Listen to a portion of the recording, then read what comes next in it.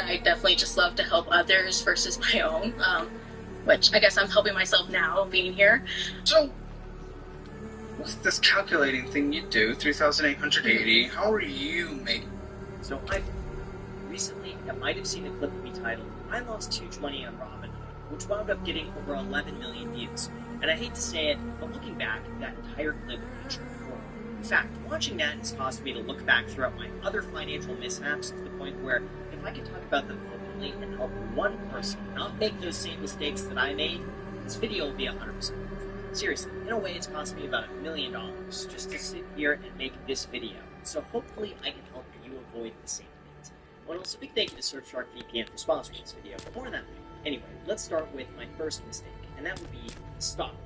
Here's the thing, prior to 2020, I mostly just invested in real estate, but when COVID hit and I saw everything falling 50 to 80%, I believed that would be a pretty good time to buy into areas like airlines, hotels, restaurants, oil, and so on, thinking that we don't actually get this big of a discount, so I bought in pretty heavy. You might disbelieve, within the first few months, those initial stock picks have increased 50 to 100% in value, and in 2021, I saw Robinhood IPO, and at that time I thought to myself, geez, this seems like a pretty good deal. So I need more time. Shortly after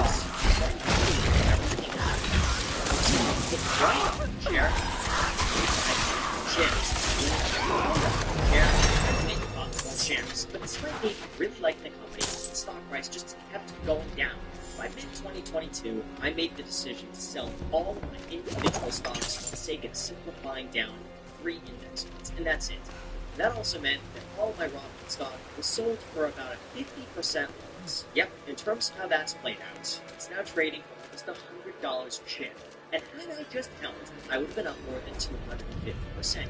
And even though I've certainly had other stocks do incredibly well, but once everything else, all the winners and the losers, they would have been financially better off just buying into index funds, and that's it. Although the next one is something I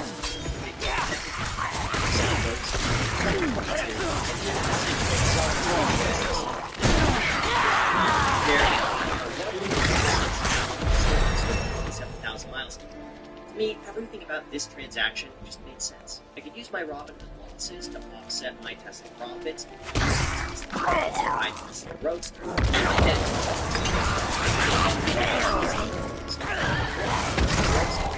first car electric vehicle, floating around in space. It was estimated to be less than 1,500 of these were made.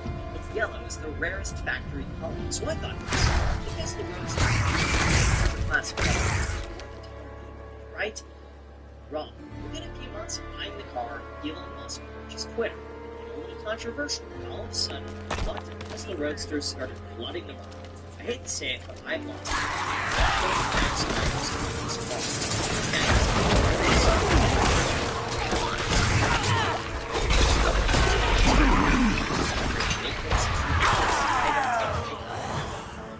Needless to say, as a car, it's a blast of fun. But as an investment, unless there's one more share, I'm going to show off this $8 a mile for one. I'm curious how much I would have made putting my money into but anything other than a car. Period. By the way, since I don't drive this car, if you want to make a serious buy it from me, description. Maybe it's going to be one of those moments where as soon as I sell it, the value's going to skyrocket. My luck, that's what's going to happen. Anyway, in terms of me losing even more, here's something that will apply to everyone, and that would be paying taxes. In 2014, I started looking into the new CPA, who seemed pretty diligent and well-priced. Like, she helped me optimize my income structure LLCs, save, taxes. At the very beginning, everything was fine. Although, as I started earning a little bit more money in YouTube videos, I started to get the sense that she didn't actually know what she was doing. But until that point, nothing had gone wrong, so I continued. And then 2020, she recommended that I get a 6-month extension to give her more time to file my taxes. So I went and asked her, okay, that's totally fine. How much do I have to pay the IRS? To which she said, don't worry. A year. So I trusted him. I just let it be.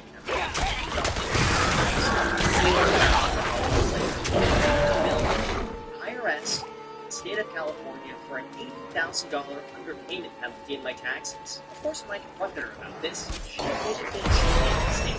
But in order for that mistake to be reversed, so again, every time you're getting your reversed, I will wait.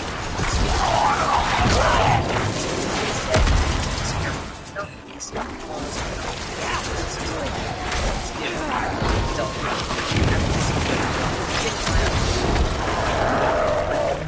it was also denied. So,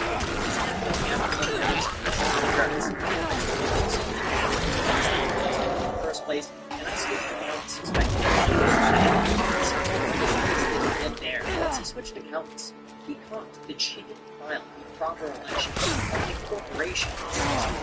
I would be 2 years worth of income. Thankfully, we barely made the column. All of that was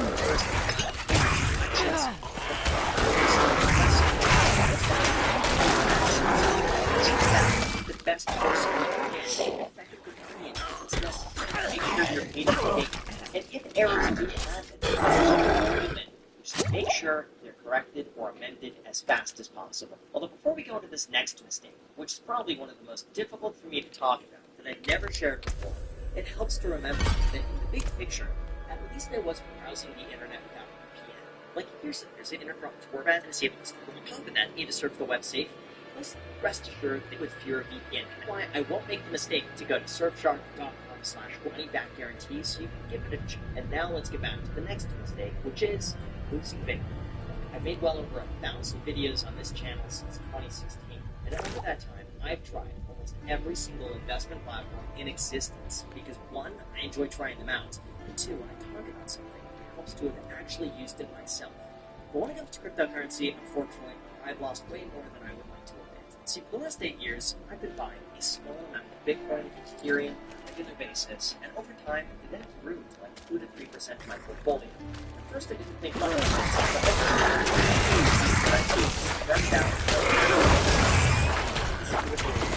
but see if I enjoyed it. But unfortunately, a few of those exchanges ended up going bankrupt.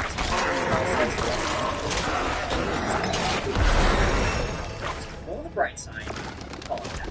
The price of Bitcoin back then, at that time, was about $20,000. I invested in amounts that I was okay risking. That was only a portion of my Bitcoin and Ethereum. But regardless, when I see the price today, and see how much all of that could have been worth, it stings to note how easily this all could have been prevented by sticking with the phrase, not your keys, not your coins, which is something I've repeated on the channel for years. I thought I was playing it safe by spreading out my money throughout various ways. Separate from that, this is also the reason why I don't have to worry about personal custody, I don't have to worry about any security leaks, and if anything happens, I'm blaming Black. Although speaking of things I haven't really talked about before, my next one is the biggest loss that I've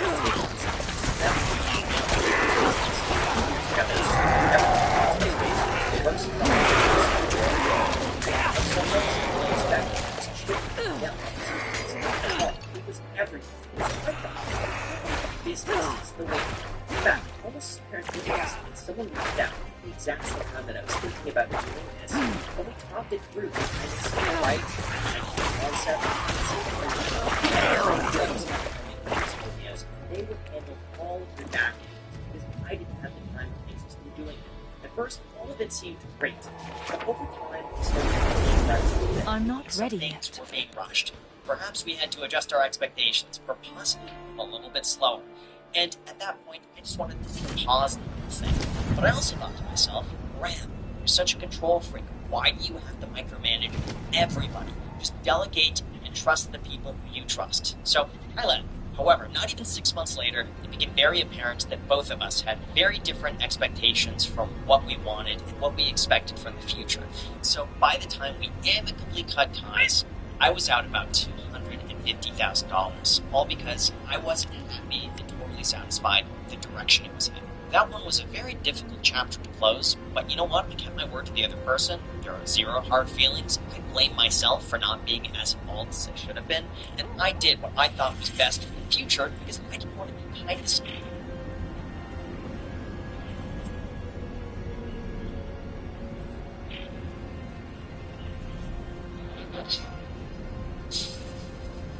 You see this T app thing? I love the Panopticon. T, an app that allows women to post pictures of men they're dating for feedback, is going viral. It's so over. It's so over, dude. Dating culture is so yeah, a classic example of women and men spaces, right? Men are the ones who are supposed to be creepily taking photos of their dating partners and showing them to men online for validation. Come on. Marketed as an online dating safety app, T allows its users to post photos of men and ask others for tea. In other words, dirt or gossip on them. It's gaining popularity on TikTok, particularly among Gen Z users. Is this a straight dating app? I assume so, because it's women only and you post men, right? Can you imagine how f***ed up it would be if there was a woman who was, God forbid, like hypothetically, a bitch, and she went dating around, I don't know, Midtown, and she racked up profiles on guys, and a year later, you find out that there's a profile of you on T being shown to you by your current girlfriend, and it's like, yeah, like when I first met you, I saw your photo here, and I was like, oh my god, you're like a rapist or something, and then you're like, what the that's crazy. You can avoid this by simply being gay. Yeah, that's true. I mean, if you're a good guy, the girls will be sharing you around to the other girls. No, because the problem is this kind of app is self-selecting. It's like Neighborhood, right? The only kinds of people who would use an app like this are drama-hungry pieces of shit, right? Like, people are not using apps like this for altruism. They're doing it because they're paranoid, antisocial, vindictive, looking to get back at people who they feel have wronged them, whether or not it's justified. Like, that's... It's literally called T. Like, it's marketed off this, like, dismissive slang term for gossip. It's not really about safety. How many downloads does it have? I'll leave you to figure it out with the clues available to you. I don't know, y'all, this already exists in group chats. Yeah, but this isn't a group chat. This is an app designed specifically for that purpose. Like, it's probably locationally based, right? Like, if you live in a city, it's like, here's your area, here's the guys. People could be posting addresses there, man. Phone numbers? That shit is crazy. It encourages really bad behavior. Powered by AI-driven safety tech. Yeah, of course, everything is. That's everything now, of course. Reverse image search, catch catfishers. Phone number lookup helps verify if someone has a hidden marriage or concerning history with their phone number. What does that mean? Background checks include the ability to access public records, sex offender maps, or criminal history to assess if your date is safe to meet up with in real life. Listen, okay, I'm putting my foot down here for the future of the Western birth rate, okay? I think it's normal to go on dates with people without running an extensive professional level background check on them first. In my opinion, I think that's crazy surveillance state shit, no matter how well-intentioned it might seem from the outside, and I know there are some instances where women would have benefited from this information. I'm not denying that at all, but as a rule, that's crazy. The hell are you? You're an ad. You're turning the dating market into LinkedIn. I mean, do you want the dating market to be LinkedIn? I've never seen a LinkedIn post that's made me feel loved.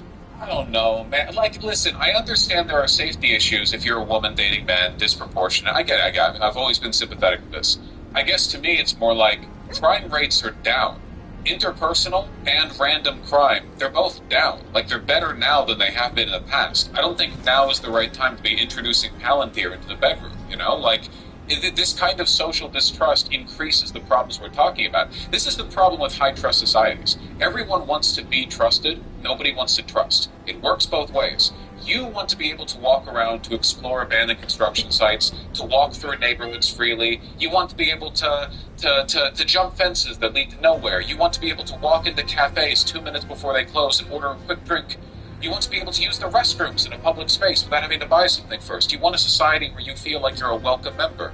But if you're on the other side, if you're the homeowner, if you're the cafe shop owner, people don't want that. You don't want to trust in the other direction.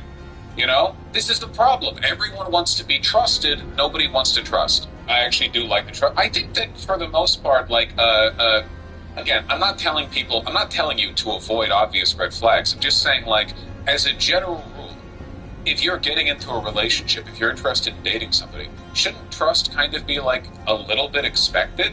I would feel like personally very slighted if I was dating someone and they were like, yeah, just running a background check. Like, well, just talk to me. And I would feel disgusting doing that to somebody else. I don't know. It's just people are terrified of other people, man. It's all Evangelion shit out there. It's all Hedgehog's dilemma, you know? Everyone's consumed too much true crime. Everyone's got their own little bubble, their own little niche, their cozy little nesting spot in life. And letting other people breach that, it terrifies them. So you get this Palantir shit, and that's great, Emma Carson. Somebody linked this, and this is basically like, this is the woman-coded version of this problem, and this is the man-coded version of this problem. Everything becoming Palantir.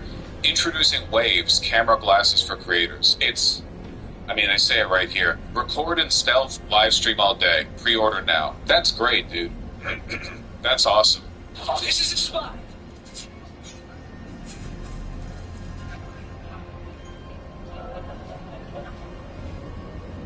That's great. Terrifying. Absolutely terrifying. It takes 10 seconds of thinking about this to reflect on the ramifications, you know? This should be illegal. Hidden cameras should be illegal when brought into a public space. This is absolutely terrible. Did Google try the same thing? Yeah, it's just an improvement on the same technology, I assume. Remember when Google Glasses had this and someone got the shit beaten out of them because they thought they were recording them? No, but deserved. It's terrifying, man. You know, I saw a post on social media some time ago. It might have been years ago. I don't remember when. But it was somebody, there was a video, which must have been recorded on an actual film camera, of people dancing at a party in like the 90s, right? And people were popping the f*** off. People were really going to it. Now, I'm not as much of a party goer today, but I've been to a few house parties. I've been to a few, I've been to the dance clubs. I've been to the Das Monko, I've been to the hip and happening places. And in my experience, people nowadays, for the most part, don't pop off the way they used to. And the argument posited by that post, essentially, was people are, scared of being filmed, being cringe. Everyone is a camera all the time now. And over the course of your entire life, the fact that all around you, all the time, people have cameras that at any moment can capture you, it sandblasts away your desire or your ability to act in like a, very authentic ways you think might compromise you.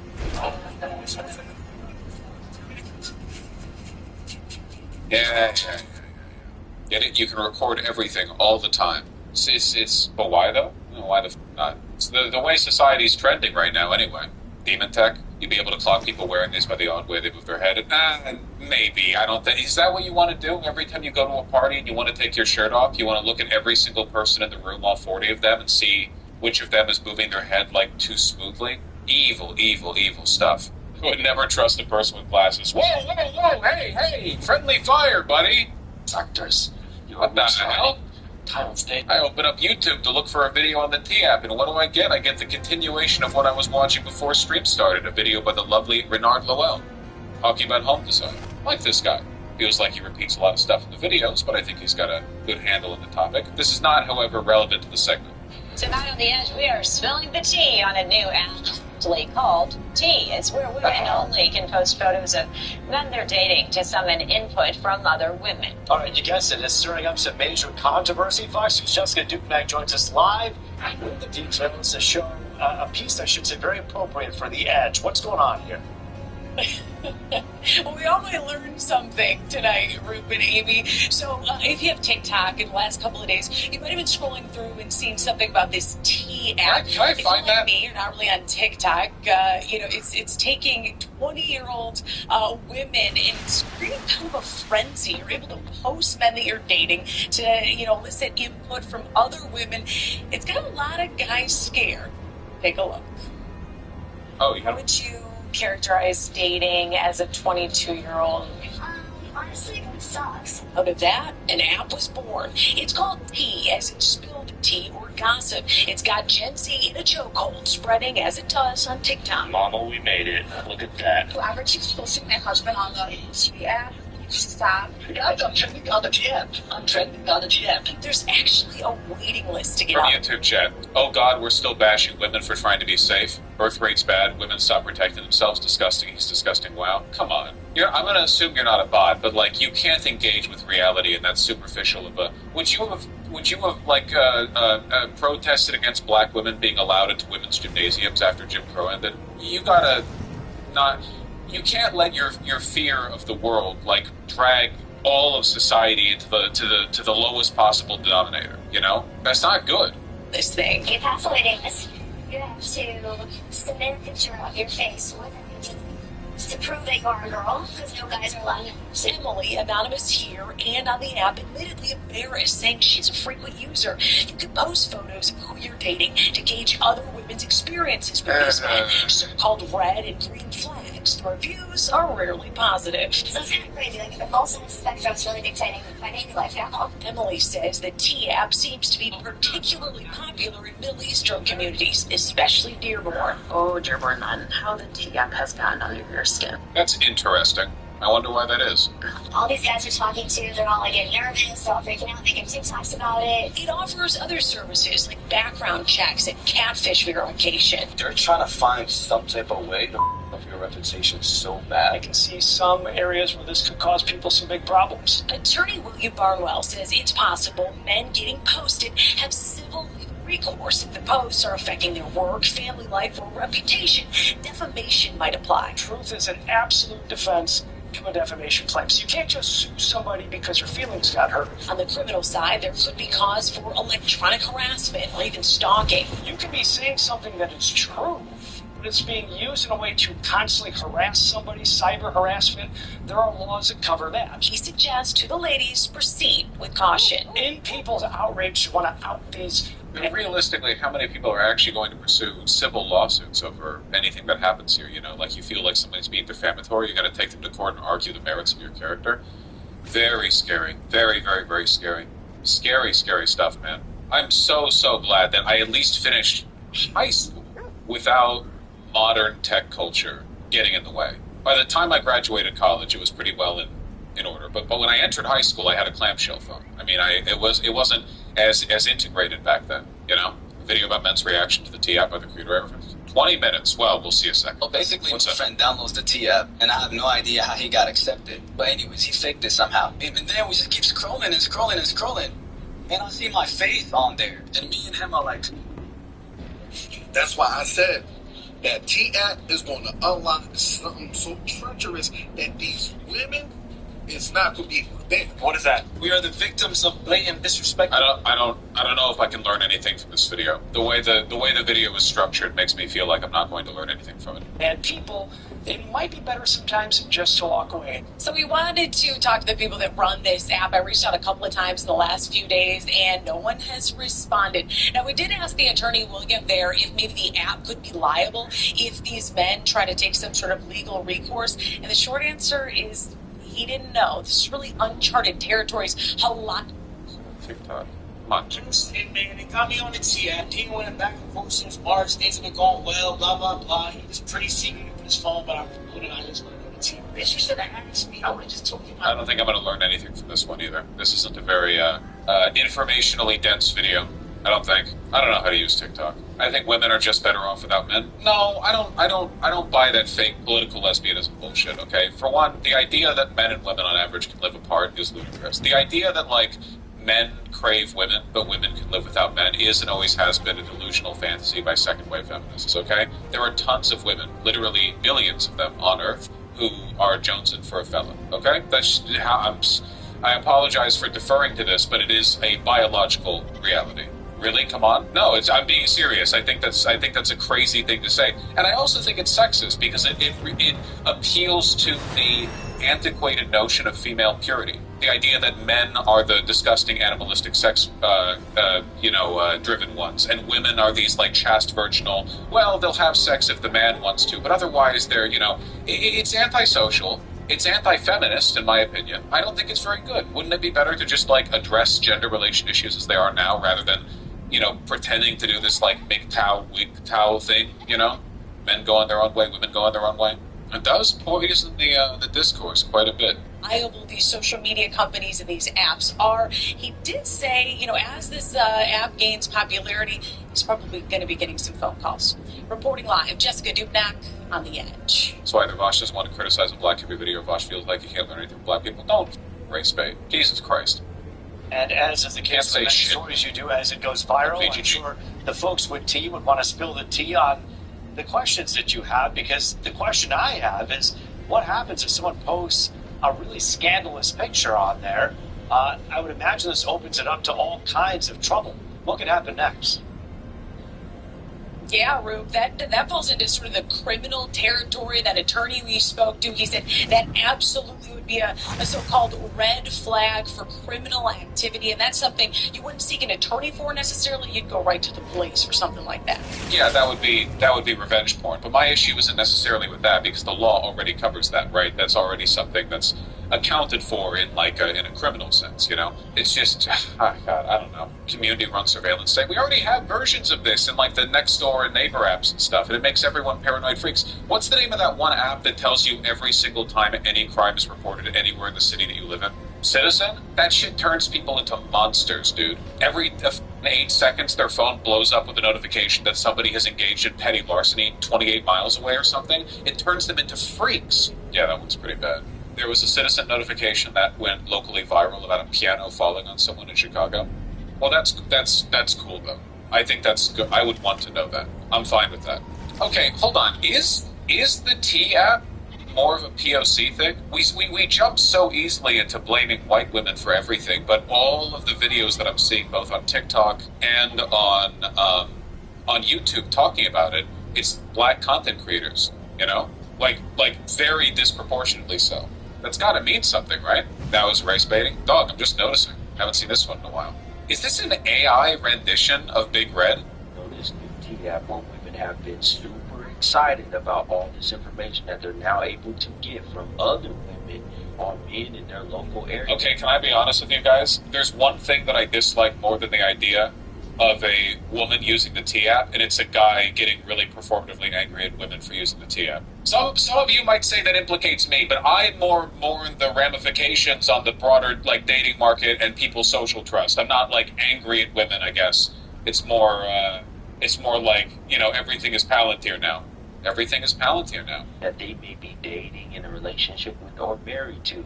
I think it might be starting to backfire. You have got to listen to what this woman has to say about the T-App. It's just an app called the T-App, so the app is supposed to be used or help women do fake dating. Post a guy you're talking to or interested in.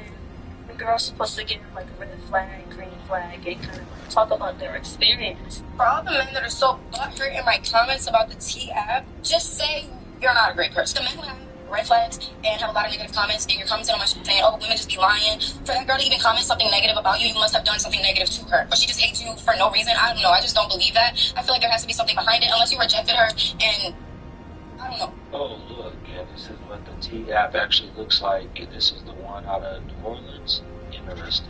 Oh, dear none. How the T-App has gotten under your skin. No, I'm not on you, but I've seen enough on TikTok to know what's being said about guys on there.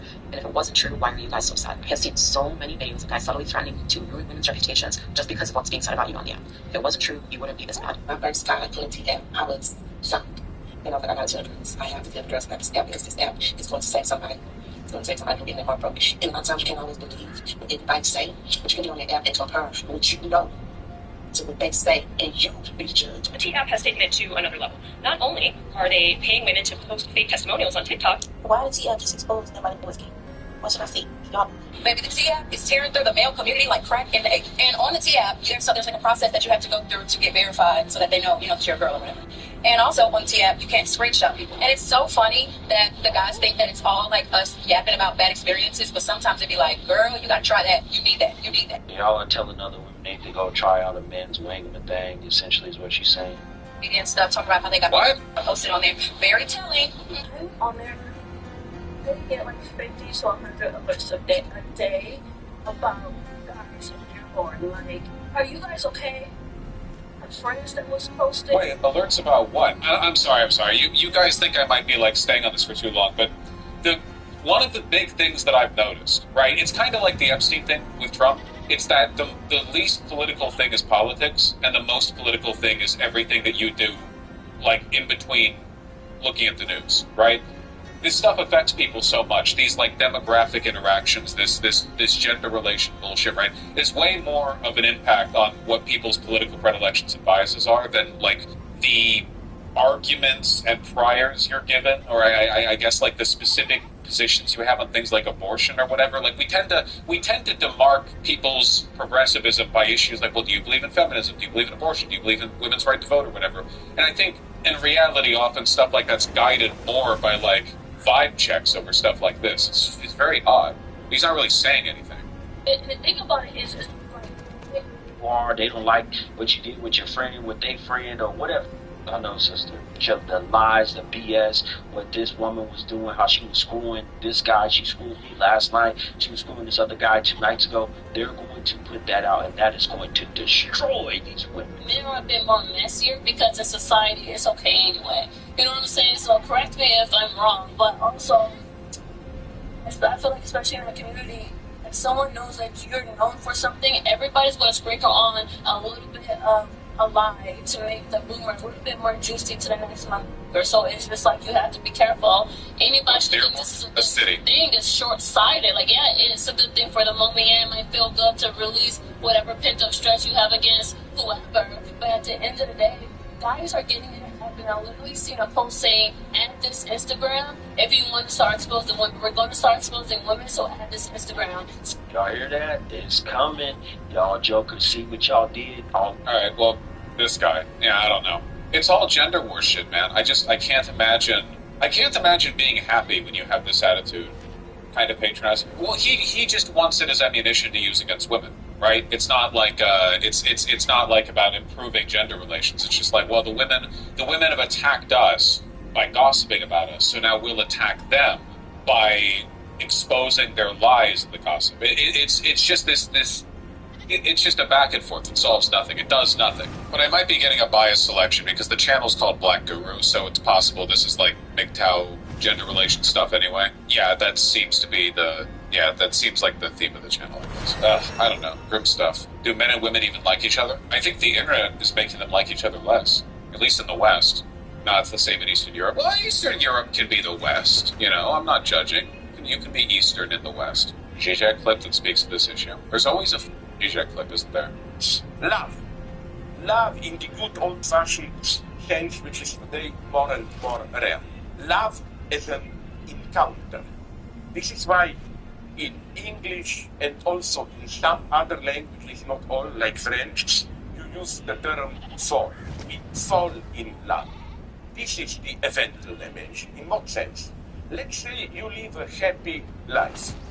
You are lucky, you have a job, you meet regularly with friends, you are not in love, you just make one night stand. Then we should make one that's trans-inclusive. The idea isn't bad. It could help trans women avoid getting ended early too. Okay, let me be constructive here, okay? Like, leaving aside the criticisms that have issued of the app, the fact that it fosters distrust, which I think makes the problems worse, right? Because, like, distrust between men and women, the idea that it's not possible to just freely fall in love or interact. Everything has to be sheltered and guarded. I think that's very, very dangerous, right? I think if you want to be safe, the best thing you can do is cultivate strong community relationships and follow good safety guidelines when dating people.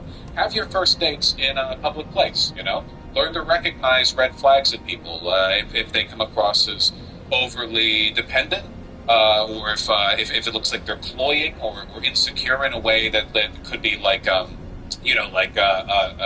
dangerous or like a real personality flaw. Everyone's a little insecure sometimes. Yeah, let a friend know when you're going on a first date. No, I mean this. I feel like, look, everyone, you people, you watch your goddamn YouTube video essays. You know how a nuclear reactor works. You know how a Concorde flies. You don't know how to have a first date. Tell your friends if you're going on a date. Talk with your friends. Develop relations with people. If you're concerned about STIs, then before you somebody, make sure you get a recently dated STI check from them. If they care enough to date you, they'll care enough to get the damn test done. You know?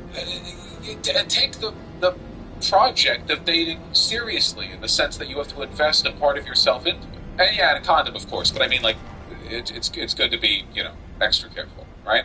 But you have to build community, and that is real safety. Much in the same way that you can put as much neighborhood watch signs in the world as you want up, you can have as many cops guarding your neighborhood as you want, right? But at the end of the day, safety, real safety in your neighborhood, like crime-related safety, is about trust. It's about equality, because income and social inequality increases crime, right? It's about mutual environmental investment, right? Everyone feels like they belong to the community. Therefore, everyone cares about its long-term health, Yeah, you know your neighbors, you know the store owners and the employees. People know each other. They talk, This is the best way to stay safe. This is the best way to stay safe. I mean it. And I think people should stay safe, because dating often can be scary, right? Especially if you're a lady dating guys, because of the social difference and the strength difference on average. And then when I say that, some people are like, well, some women are stronger than some men, to which I have to say, live in the real world. Come on, you know perfectly well most aren't, right? Yeah, that's a good one, right? Don't outsource regular social behavior to technology, At the end of the day, you have to be able to engage in these practices and talk to your friends about it, And you know what else compromises people's safety? And this is a big risk with people who get groomed or separated from their friends. People are so lonely and desperate for companionship, because the world's getting lonelier than it ever has, basically, that as soon as people fall in love, they drop everything else and they just run off. You know what I mean? They fall in love, they feel some affection, and they're very susceptible to flattery. So as soon as they feel that, they're like, you know what? Yeah, I will cut off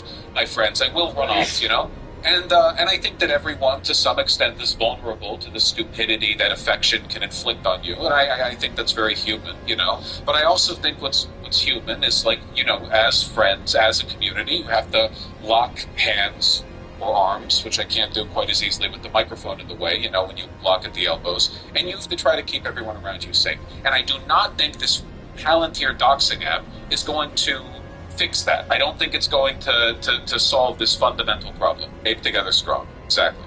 Neighborhood barbecue solved a lot of problems. That's true! Because before you go to the barbecue, right, all your neighbors, their homes are just these impermeable, opaque bricks. You don't know who's in them, what's in them. Is it a crazy guy with guns? You have no idea.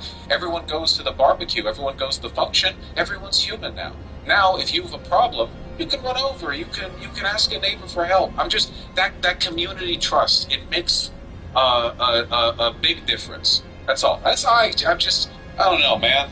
You see countries where things have gone in the opposite direction. Korea being the prime example right now, and it's really scary. You read about what gender relations are like in Korea, where the women defensively are all doing women going their own way shit, and the men are in many cases openly hateful and antagonistic, And it seems like the distance between both of these groups cements and reaffirms the perceived validity of that dynamic.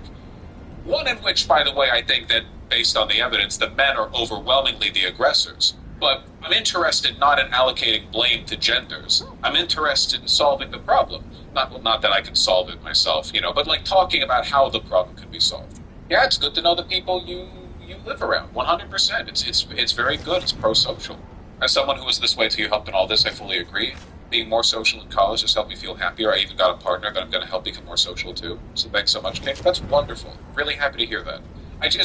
The more, I guess, I've gotten older and happier, more socially competent, the more I've thought about what I want and what I used to be worse about in terms of interacting with other people, the more I've thought about blaming in the context of a gender relation is meaningless. Because even in situations where the men are the antagonists, the primary aggressors, the primary, perpetrators, I guess, they're suffering too. That's not to exonerate. It's just a factual description of the situation. This modern internet chauvinism, this hate dynamic that's fostering, this does not make men happy, This is not one in which the women suffer and the men benefit. It's one in which everyone suffers. So I think you can talk about relative responsibility or what tendencies are more common in which directions, but it's nobody's winning here, right? Nobody's winning. desire to love without risk has permeated everything. I agree, funny rhetorician, yeah, 100%. No one wants to take risks. No one wants to, like, front their emotions. People are very cowardly in that respect. Everyone, not just other people. I think that, to an extent, maybe if I had been born 50 years ago and was the same in every other respect, I might be more willing to be straightforward in those ways. I think that the modern society, maybe it's because of shit like the panopticon, right? Those glasses that are recording, you know, stuff like that. Everyone's just worried about being vulnerable, you know. Insane standards of masculinity aren't helping. Yeah, I think I will say, and it's I don't want to sort of belabor the point, but I will say I still have no solution to the short men question. Short men are treated so badly by everyone, and it's like in a way that is so difficult to compensate for, and not by everyone, like literally all people, but by both men and women on average. And I don't really know, because it seems like there's no way out through that. Right? I mean, they're not, like, impossible, but in the immediate moment, it seems like it's very difficult. The way out is to stop trying so hard to be masculine. Yeah, but that doesn't really work in practice, right? Like, keep in mind that the desire for a cisgender person to affect their gendered behavior is not necessarily any weaker than the desire for a trans person to do so. You know, if a trans woman says, like, well, I want to look like this, or I want to present this way, it's like, okay, but if there's a short guy, and they're like, dude, I am not happy being short, you're dealing fundamentally with the same issue, the incongruity between their presentation and the way they visualize themselves, the way they would like to visualize themselves. It's a difficult issue. I just don't want to talk down to anyone feeling that way. What about the way small dick guys are treated? I think to an extent likewise, yeah. I think that we have a very rigid understanding of what it means to, like, succeed in your presentation as a guy, and I think that there's been a lot more variety with women, right? In some respects, maybe in time, like, that'll, you know, spread a little more, because it's just deeply unfair, right?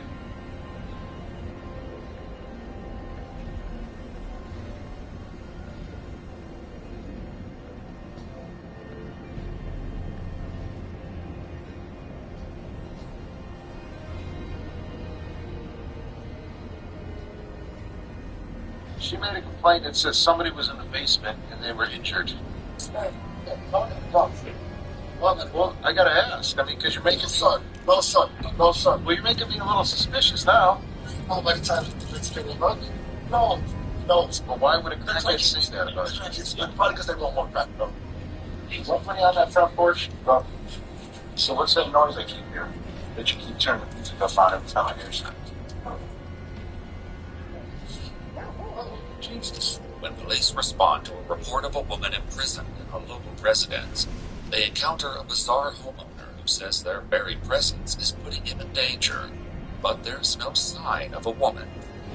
It's not until a second call brings them back that the cops go inside and make a shocking discovery that's beyond anything they could have imagined. The following report is based on official police records. On the afternoon of May 2nd, 2023, a woman calls 911 in Cleveland, Ohio, to share a disturbing story she just heard from a stranger. I'm just calling because I was at this store, like, and this lady had came out of nowhere. That was just like all hysterical and scared and stuff or whatever. I don't know what she was doing, but she said that this lady was supposed to be tied up in this basement. Now, I'm only calling because I'm not going to be able to sleep tonight knowing that somebody might be tied up, even if it is a lie or whatever. You got to believe her because the way she was scared. Like, no, she didn't say anything else. Officers with the Cleveland Police Department arrive at the address moments later. Police!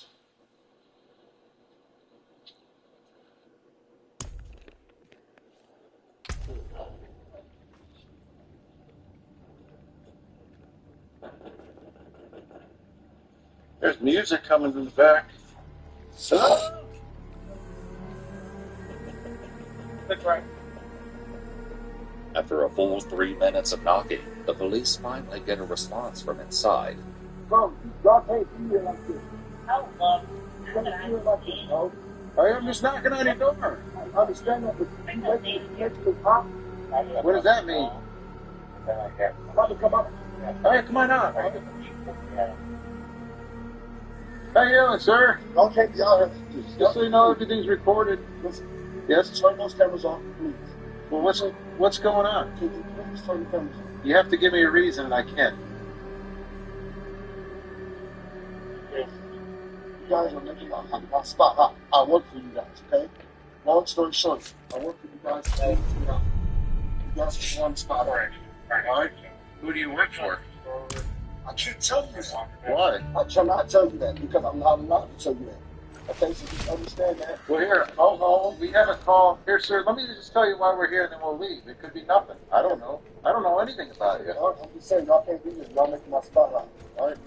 After pushing the cops to leave, the man finally asks what brought them here to begin with. What was your call about? Did you have a female here earlier that was a white female in a black coat? All right, well, here's the complaint. She made a complaint that said somebody was in the basement and they were injured. Well, I gotta ask. I mean, you're making well, you're making me a little suspicious now. Please stick around. More of them soon arrive. I'm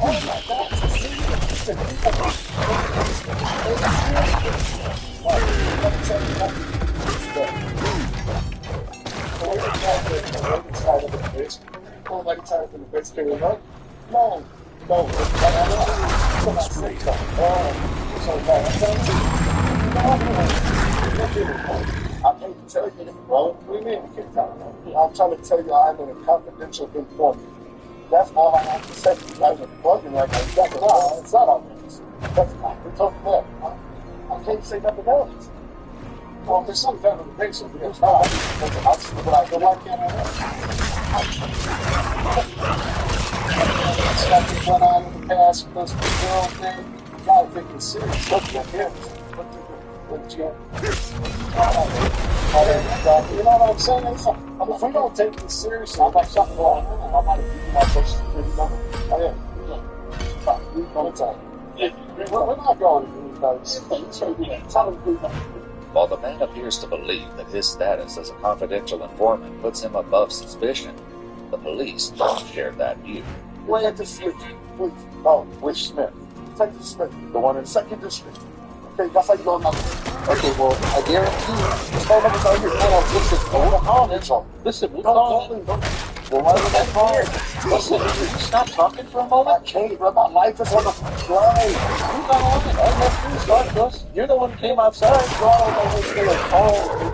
That's all I'm saying. Listen, once again. Everything on Dog Tyson, and I got 5 cars out here. All right.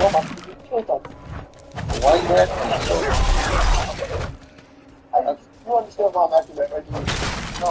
If we have to call Detective Smith and say, hey, do you think this guy would have a girl tied up in the basement? That's what I said. Oh, is he? I'm not sure what to say, bro. I just. He's willing to risk his career for all that? She's going to take a practice word over Detective Smith one night. I haven't spoken to Detective Smith. He's going to let you know what's going on. I was down there for an hour yesterday. I just got my probation on, but why would somebody today that means, but why would a crack do that? It's because they don't want crack.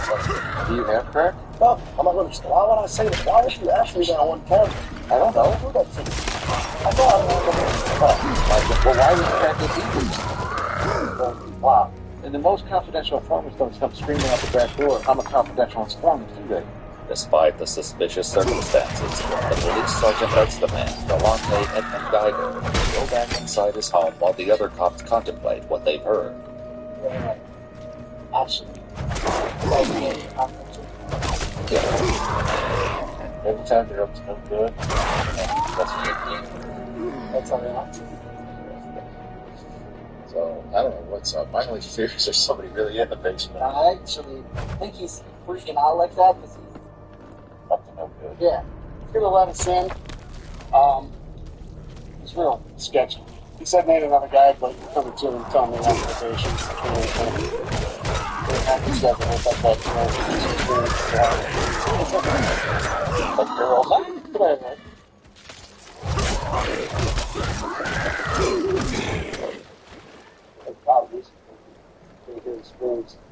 If it's a joke, it's one that will become much less funny before this day is through.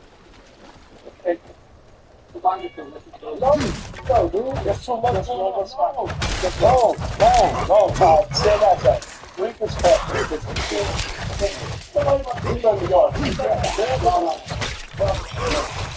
Seriously. No, they're not coming in. This is extreme. With that, the police go into the residence, and as the sergeant checks the basement, his backup waits upstairs with Delonte. I'm his dad 7 times, shot twice. Have we done any of that? No. I'm trying to check my house.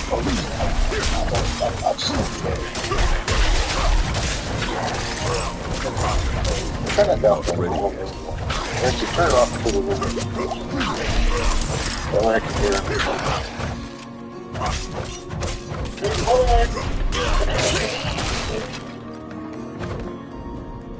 So what, someone just pissed off at you or something? I'd say, no, never come back. You all right, then? I'm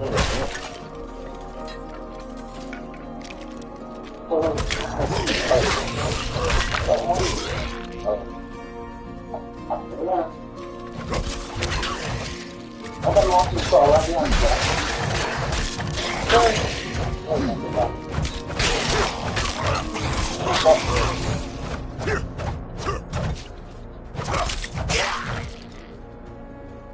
Go fast.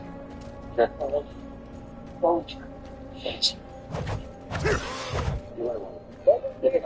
I know. As it turns out, the cops will be back sooner than they may have thought. That evening, a woman tips them off that Delonte showed her pictures of a woman being tortured and zip-tied to a chair. She would seem consent of her. The police go back to the house at midnight, and once again, it's not easy to get someone to the door.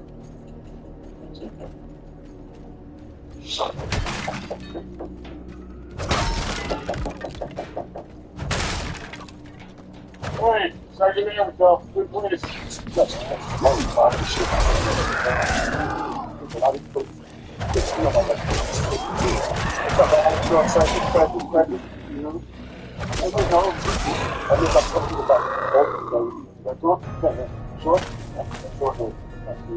Talking about like in the first 5 hours, okay? 5 seconds. The police head around the house to meet with Delonte, but as one officer stays behind, he hears some loud movements coming from within.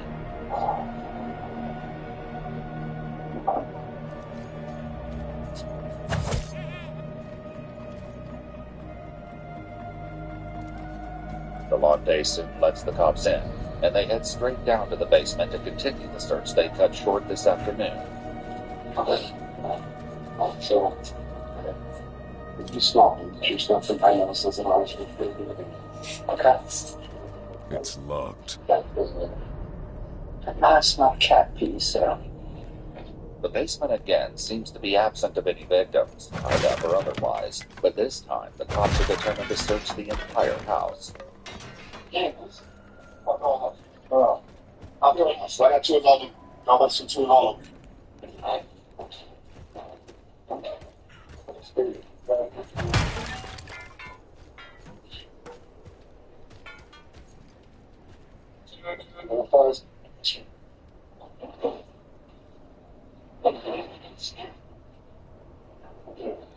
close the door. There's another door behind this door. Okay? I hang out up here because this is rather fresh. Get this stuff.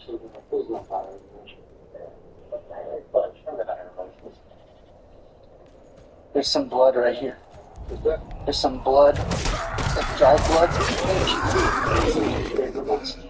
There doesn't appear to be anyone else in the house, but suspicions are mounting, not the least because Delonte has decided the search requires an extremely loud soundtrack.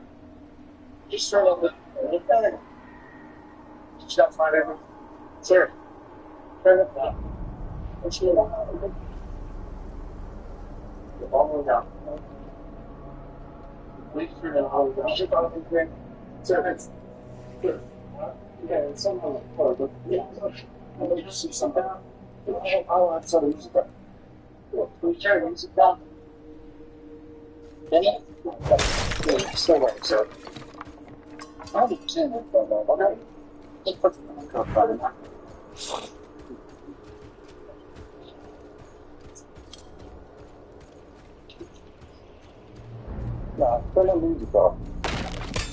With the newfound silence, the police turned to Delonte, determined to finally get to the bottom of this question. But even on the day filled with rumors, strange plans, and unsettled events, none of them are prepared for what comes next. Is anybody on that front porch? Look. So what's that noise? Is anybody on there? I heard him dragging something out when we went from the front to the back, too, just so you know. Is anybody in that front? Because I heard voice from movement and noise. Yeah. Who's up there?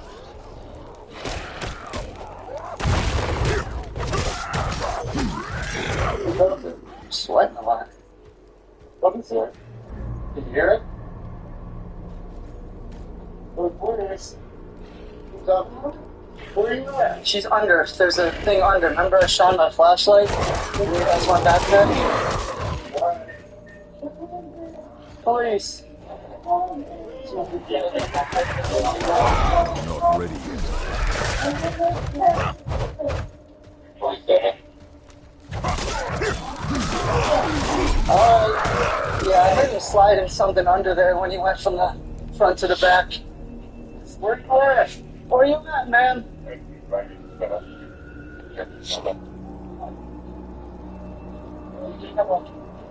We're looking. How you got this? People fire. Yeah. Oh, yeah. Where else am I?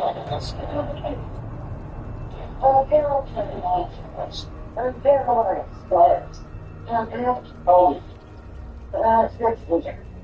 6-year-old figure out. Yeah. Are you injured besides that? I'm paralyzed. You're paralyzed. What's your name?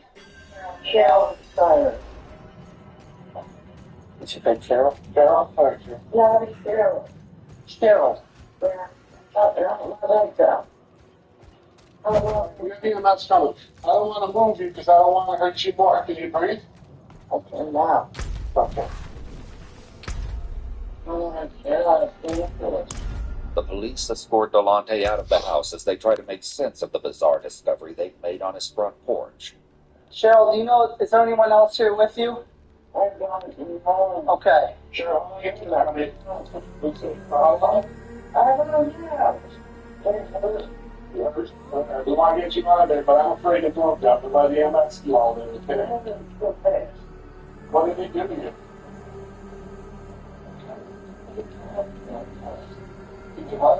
Hey, what fire can at least get her out, right? They start on the back door. So, I know, if you get fire here, they can all here. No, but you've got no ETA on the amount. There's no this way. Did he stab you? Where did he stab you? His arm?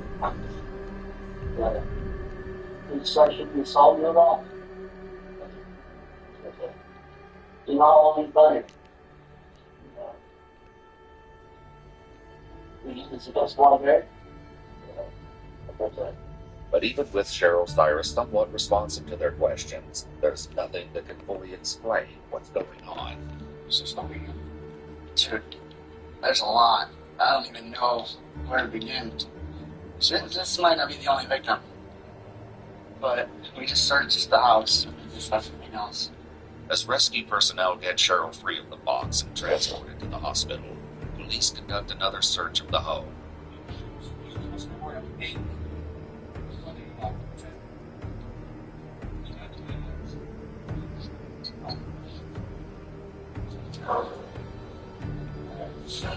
Oh, Jesus, yeah. Cat scared the hell out of me. The attic's done. So there was a pink hoodie that was in my beginning. She said in this room. She just said that that's what you're from. Basement up here. That there was going to be an AK-47 in here.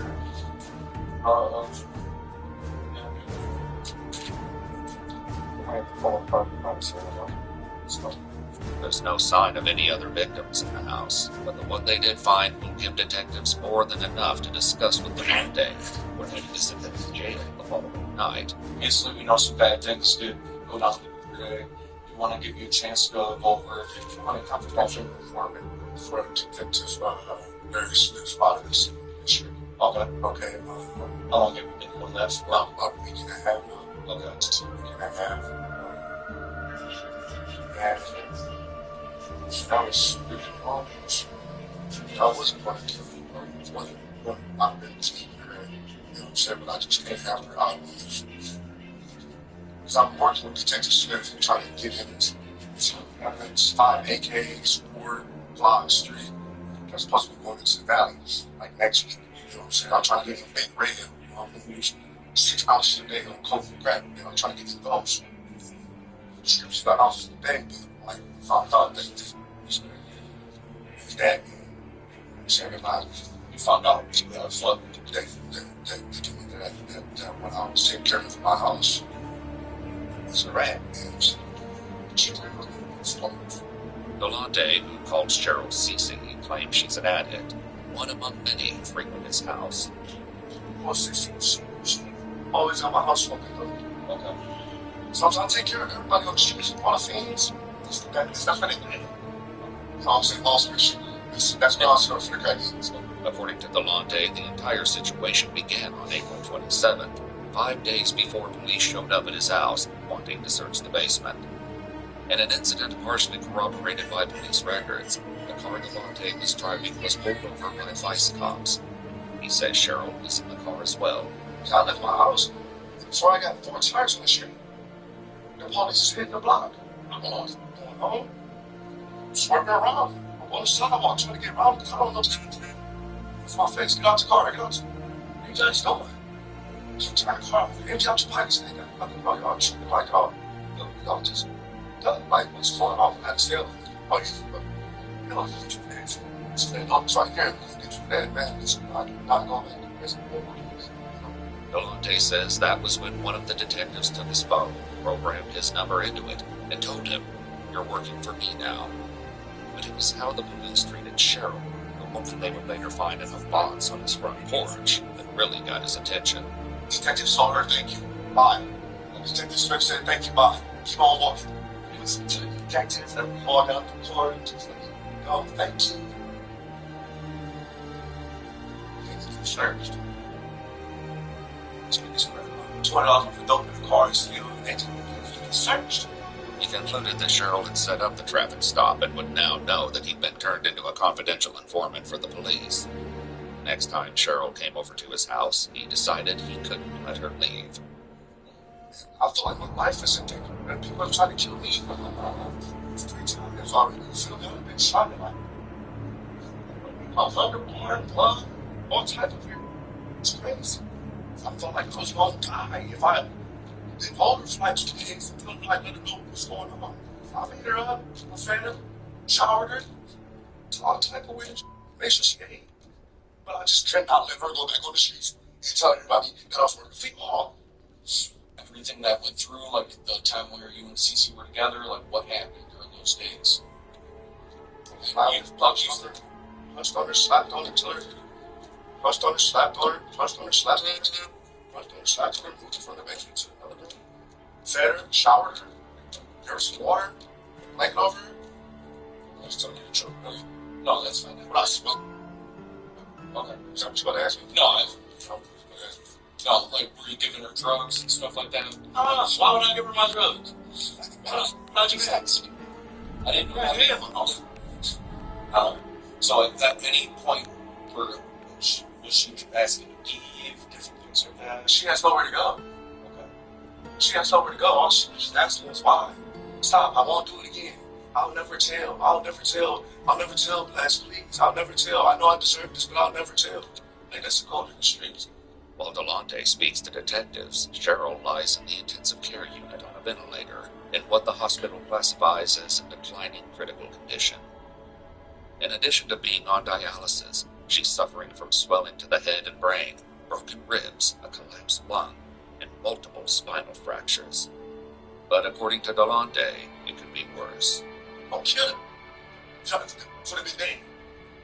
Oh, sir, I want to kill him in there. So fast. Delonte says that, among other things, he had Cheryl sit down and write, "I am a snitch," and "I am a rat" over and over again. It's worth noting that while the police report from the traffic stop identifies 2 passengers, neither of them were named Cheryl. So, when first time stuff like that, they ask check to make sure she's upstairs laying out in the bed. So she's not in the basement. So let me ask you, because there was a moment in time, I wasn't there, so I can't speak on it or anything. So there was a moment where, like, you were still inside the house for a little bit. Did you have to call anybody to ask if you should let the cops in or anything like that? My detectives. So then at that point he told you just to let them in. You didn't want to check the basement. Yeah. He said, he said, case like, matter like this, you're not going anywhere. Because you let them in the house and check the basement. If you don't, they're just going to come in with a search warrant and check the basement. He said, all right, back. 5 minutes. Tell them to come in. 5 minutes. So 3 minutes, push upstairs, come in. 4 minutes to let them in the house. 1 minute for them. Now do they try to go home. Back then, just wanted to search warrant for them. They searched that warrant. She was there. They like this. Stupid devil. All right. So, right? Should search all the house. Sounds like we were swiping in the basement. Okay, come on in. Sit down in the basement. Nobody stay there. See you later, sir. Job. Supposed to keep the tables open the refrigerator. It's horrible job for y'all.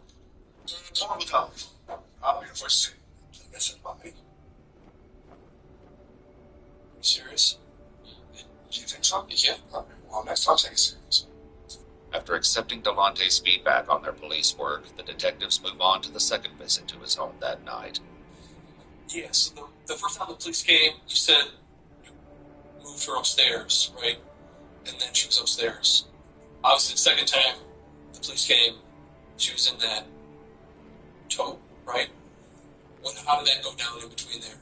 Well, they really wanted to check upstairs. Right, but I'm saying, how did she get in there? Who's her? Okay. Or downstairs. Okay. Oh, anything else? Why do you hear the music going so loud? Just because of When Cheryl improves to the point that she can speak to detectives, she tells them that Delonte was her dealer, turned on her and accused her of being a nard.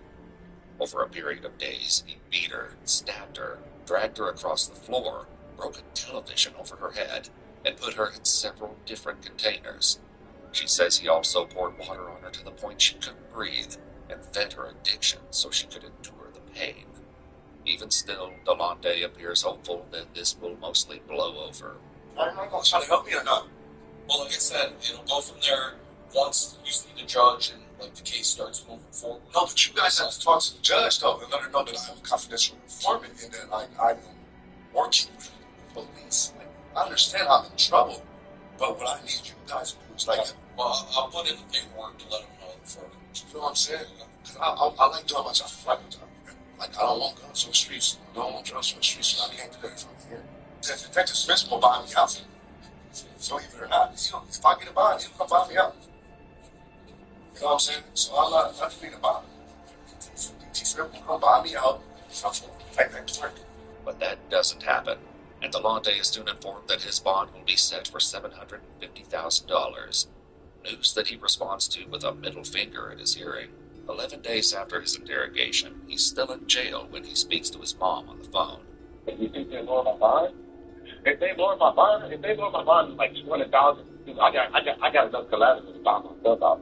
I already talked to the bill about it. He said just bring me my collateral, bring me my trailer, my tools, and I told her I had to put one on it. That's the new stages. And he said you got to hold the bond. We just got to see tomorrow when you go to court. So the worst outcome that comes out of this it might be 5 to him to 5. But things turn out a bit differently. At a court hearing 6 months later, Cheryl Cyrus recounted the horrors inflicted upon her and told the judge that she remained 98% paralyzed and dependent on others for her basic needs. Delonte Edmund Geiger pled guilty to 1 count of felonious assault, 1 count of kidnapping, 1 count of possessing a weapon under disability, and 1 count of tampering with evidence.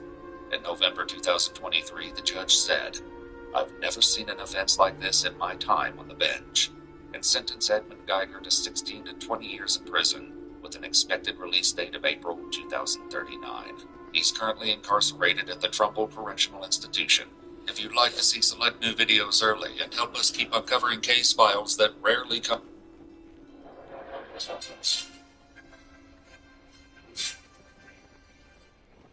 Hello and welcome. Here's what's happening right now. Donald Trump's renewed threat ahead of a looming deadline.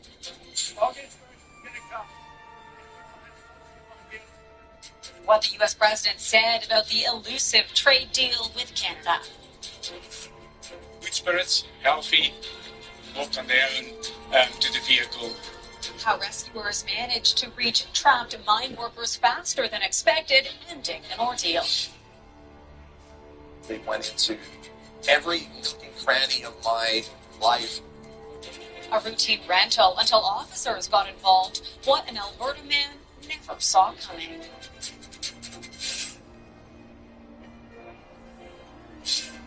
CTV National Heather Butts. First, it was July 21st. Then, the date for a trade deal with the United States was moved to August 1st. Now, Donald Trump says a final deal may not happen at all, making tariffs an unavoidable reality for the Canadian economy. As negotiations between Ottawa and Washington continue behind the scenes, the U.S. president seems intent on creating economic chaos and confusion. CTV's Abigail Beeman is in Ottawa now with more on where Canada goes from here. Abigail. Heather, that's the big question. No comment today from the Prime Minister's office or key ministers as everyone tries to figure out what comes next as the president throws new cold water on the idea of a deal. U.S. President Donald Trump says most trade deals will be finished by August 1st. But as for us, We haven't really Canada. I think Canada could be one to make that be a negotiation. hot on the heels of senior Canadians declaring progress and encouragement after D.C. meetings. I had a productive, cordial discussion meeting with Secretary Lutnick. We don't have a deal with Canada. We haven't been focused on it. Looks like we're trying to negotiate with the guy at the reception desk. Commerce Secretary Lutnick's not going to make decisions. Ottawa has certainly been focused on Washington. I hope the Prime Minister and the government will start doing is being a little bit more forceful in putting out exactly what we're going to do in terms of preparing workers who are going to be affected. The hit is starting to be material and financial in nature. The Canadian Chamber of Commerce says the months of uncertainty are toxic for business. It's not going to go away on August 1st, even if we have a temporary deal, because we are facing a real review of CUSMA, which is the big one. But for now, all eyes are on August 1st, with no one having a clear sense of what will happen before the day the president has threatened to impose 35% tariffs on all goods not covered by CUSMA. Heather? Abigail, thank you. Meanwhile, Trump arrived in Scotland today for a mix of business and pleasure, touting the prospect of a trade deal with Europe. We're meeting with the European Union, and that would be actually the biggest deal of them all if we make it. Trump landed at Glasgow's Prestwick Airport as thousands watched on. He's set to meet with the European Union President and the British Prime Minister during the 5-day visit. He will also visit his golf resorts, including a new one named in honor of his mother, who was born in Scotland.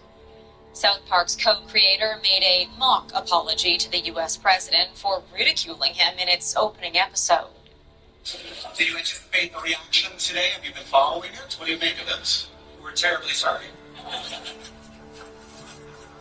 Trey Parker's comments coming at a Comic-Con event in San Diego. The satire took several low blows at the president, including depicting him naked in bed with Satan. The White House called it a desperate attempt for attention by a fourth-rate show hanging on by a thread. Reaction is still pouring in after all 5 former junior hockey players were acquitted in a high-profile sexual assault trial. The story captured national headlines, putting focus on hockey culture and the meaning of consent. CTV's Adrian Gabriel followed the trial closely and today spoke with someone working to educate young players. Heather, in communities right here in London, Ontario, and across parts of the country, hockey is life. Even with 5 players found not guilty of sexual assault, there are many who are examining Canada's national sports. For delivered sports culture, names and spot. They found me lying on a floor in the bathroom, unconscious. Kathleen LaRoche was 23 years old when she believed she was drugged and then eventually sexually assaulted in 2015 by a major junior hockey player in Quebec, who she says would go on to have a successful NHL career. I called him. They found me, unconscious. What happened? He said, just the only thing is I'm about to sign with the NHL. Please don't talk about it. And that's what I did. In denial for years, she suppressed the memory of what she says took place. When Me Too wave came, my body started having anxiety symptoms, as if my body remembered, even if my head didn't want to. As part of her personal journey and to help educate athletes, LaRoche is now working with hockey players and coaches at all levels, starting as young as 15 years old, sharing her experience, the importance of consent, and self-awareness. I want to educate people like him to protect people like me. Author Laura Robinson wrote Crossing the Line, examines the pervasive culture of Canada's national sport. In my book, I have 2 guys who were convicted, actually. Jarrett Reed and Andrew Power, as they were convicted as junior players. They're both coaching right now. Following this week's verdicts, a Times star goalie Carter Hart and his lawyer shared this message. He is committing to sharing what he has learned with others in his personal circle and in his professional life. We need to hear what Carter Hart believes those lessons are. We have to stop acting like this, and we have to make sure that there's not a generation after us acting like this. For LaRoche, that's her ultimate goal. By helping them understand themselves more, they can be more conscious about their actions. LaRoche says she's witnessed a willingness from young athletes eager to change the narrative, adding that she's hopeful for the next generation. Heather. Adrian Gabriel in London, Ontario. There is relief at a remote mine in northern British Columbia today. 3 workers who were trapped underground for more than 2 days are now safely on the surface following a complex rescue operation. CTV's Reagan Hasegawa is following the developments. After more than 60 hours trapped deep underground, the scenic views of the Red Chris mine are a sight for sore eyes. 3 workers from Mighty Drilling were safely brought to surface last night. They are being reunited with their families early this morning. We are deeply relieved that all 3 individuals are safe and in good health and spirits. One worker described the ordeal as a wild week and said he was glad to be out of there. The diamond drillers from BC, Manitoba, and Ontario were rescued faster than experts had expected, thanks to their quick thinking and the help of new technology. Safety protocols worked. Incredible that Kevin, Darren, and JC did exactly what they were trained to do, and because of that, they stayed safe. The trio got trapped Tuesday after 2 rock falls in the access tunnel. They were able to get to a refuge chamber equipped with everything they needed to survive for weeks, but they did lose all communication. We do the daily inspections. We do monthly inspections. We actually do second line of defense inspections with teams from external to observe and see. This one that caught us by surprise. Experts say these kinds of rock falls are rare. It's just nothing but uncertainty, radical uncertainty. He says it appears everything was done to prevent the disaster, but the nature of the work is unpredictable. They were probably drilling holes for explosives. What they were building was a ramp, or whether there was a decline into the underground. He expects we'll soon be hearing about these kinds of situations more often. BC is really open pit mining country, and it has been for a while. Very few underground mines. We're going to see more underground mines because of the demand for metals. BC may lead the industry in safety, but experts warn automation is the next step to prevent future emergencies. The open pit mine at Red Chris is resuming operations, but the underground project will remain closed until the investigation is complete. Reagan Hasegawa, CTV News, Vancouver. A new search of a Winnipeg area landfill is expected to begin soon for Ashley Shingoose, one of 4 women murdered by convicted serial killer Jeremy Skibitsky. One Manitoba woman wants the search to expand in hopes of finding her niece, who has been missing for over a decade. CTV's Alex Karpa has her story. Susan Caribou often comes to the Brady Road landfill to sing and drum. It's her way of connecting with her niece, Tanya Niepenak. Her niece has been missing since September 2011. She was very caring. She had a beautiful voice, and she wanted to sing. Investigators believe her remains are at the landfill. Winnipeg police conducted a 6-day search in October 2012, but that was unsuccessful. 13 years later, Caribou says they've been left with no answers. No matter how long I wait, it gets harder. The Manitoba government announced late last week that the search of the Prairie Green landfill officially ended on July 9th and that searchers would be coming here to the Brady Road landfill to start a new search. Searchers will be looking for Ashley Shingoose, one of 4 victims killed by convicted serial killer Jeremy Skibitsky in 2022. Caribou is hoping the search at the same landfill her niece is believed to be will include her. It's hard to imagine that she was in there. Caribou has met with Manitoba Premier Wab Kinew multiple times over the last few months to discuss a possible search, but that conversation has since stopped. They continue to break their promises. Catherine Strongwind believes this new important search should be expanded. This is an opportunity to again listen to the families and to hear from folks in the community to say we are listening, and all Indigenous lives matter. She don't belong up there. All Caribou wants is for her niece to be returned home so she can get much needed closure. Alex Karpa, CTV News, Winnipeg. An Alberta man is demanding accountability after he says his car rental experience through the app Turo went sideways. While crossing back into Canada, he claims border agents found remnants of a deadly drug inside the vehicle.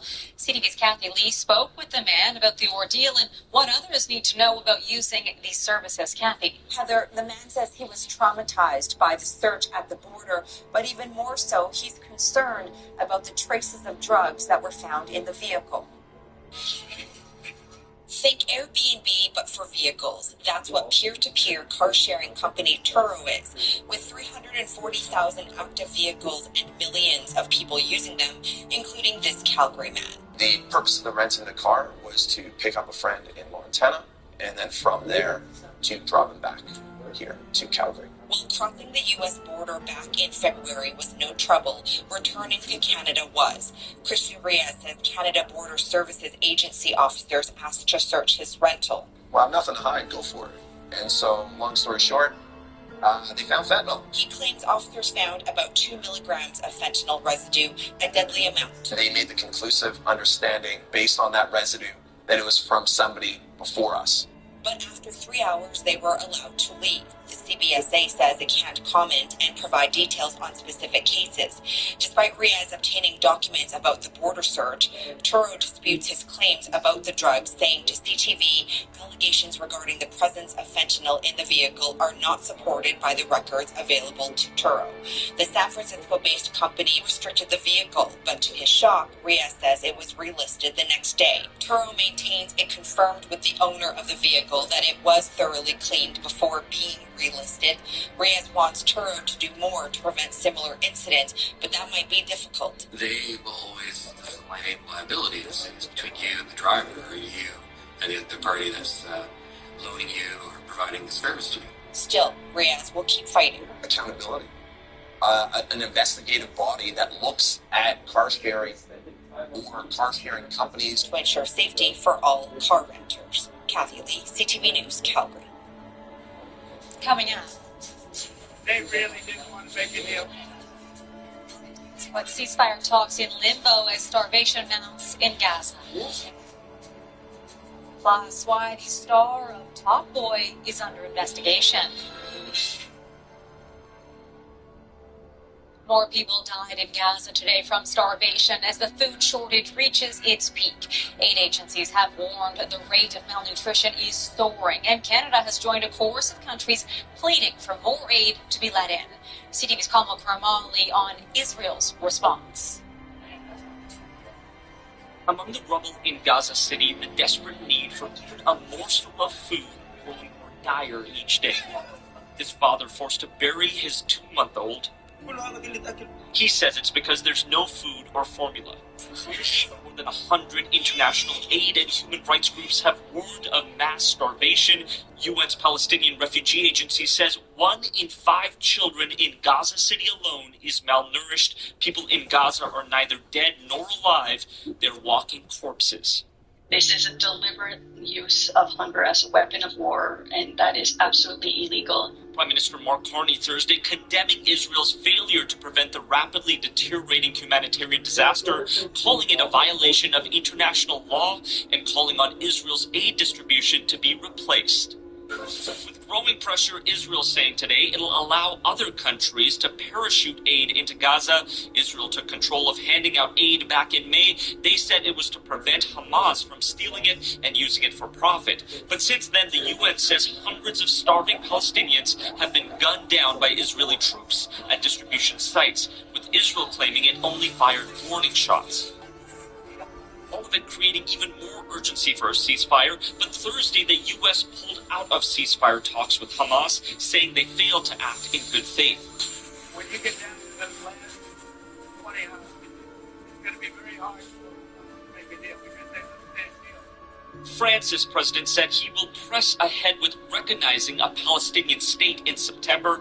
Canada's foreign affairs minister now on her way to attend a UN conference next week where she'll meet with French representatives. I have been in touch with my French counterpart, Jean-Noel Barrot, as well, relating to this question. French President Emmanuel Macron saying he will work to convince other partners to follow suit, something Israel has condemned. Carney maintaining Canada supports a two-state solution. Heather. Kamal Karmali in Toronto, thanks. As tensions escalate between Thailand and Cambodia over a long-running border dispute, there's dramatic video of the clashes. Thailand's army releasing this footage showing multiple targets hit by drones inside Cambodia. The two sides exchanging fire for the second straight day. More than a dozen people have been killed and tens of thousands displaced. It's the worst outbreak of violence between the two countries in over a decade. British actor Michael Ward has been charged with rape and sexual assault. Used to be a legend, man. The 27-year-old is known for his role in the Netflix series Top Boy. Police say the charges relate to one woman and are alleged to have happened in January of 2023. Ward will appear in court in London next month.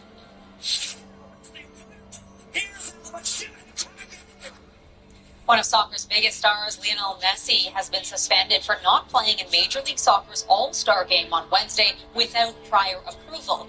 The Argentine and his Inter Miami teammate, Jordi Alba, were both given a one-match ban.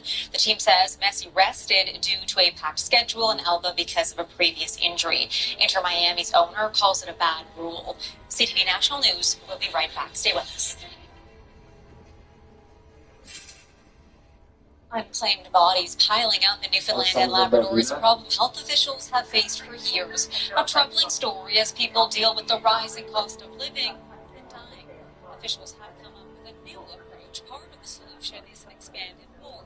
CTV's Garrett Berry had a look at that today. And Garrett, what else are we learning about the approach? Officials say new infrastructure along with new procedures for handling unclaimed remains will announce to a lasting solution to a backlog that challenges us 1 year. These outdoor correspondents But that's just another way to cost the government more money, right? last year in St. John's when staff struggled to keep up with the pile of human remains, nearly 30 going unclaimed in the province's largest hospital.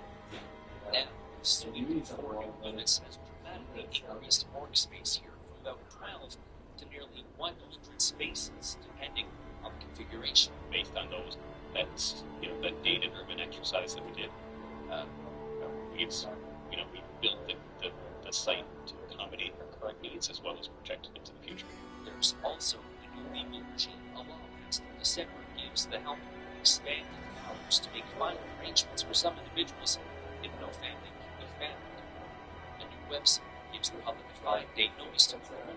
Like, I know you're a taxman, but I mean, you don't see jobs are English jobs. Both your jobs are very jobs. So We do have a way now to have, a respectful burial that's empathetic and caring. And That's what I in mean. most cases, we're able to have this burial in the communities that people are from. Even now, health officials say they're still not entirely sure what happened during the COVID-19 pandemic that caused the backlog of bodies here to grow. Still, they're convinced that these new changes will allow for quicker and more respectful final arrangements. Kira, thank you. After the break, from studio to sanctuary, what a sculptor and a Canadian military veteran have.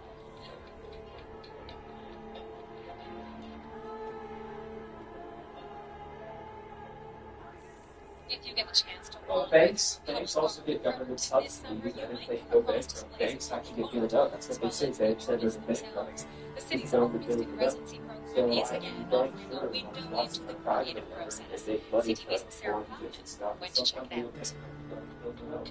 And even like things like McDonald's and stuff, which are obviously private, Inviting others who goes by McDonald's? Well, McDonald's, a lot of slice by slice, wood falls of big spoons.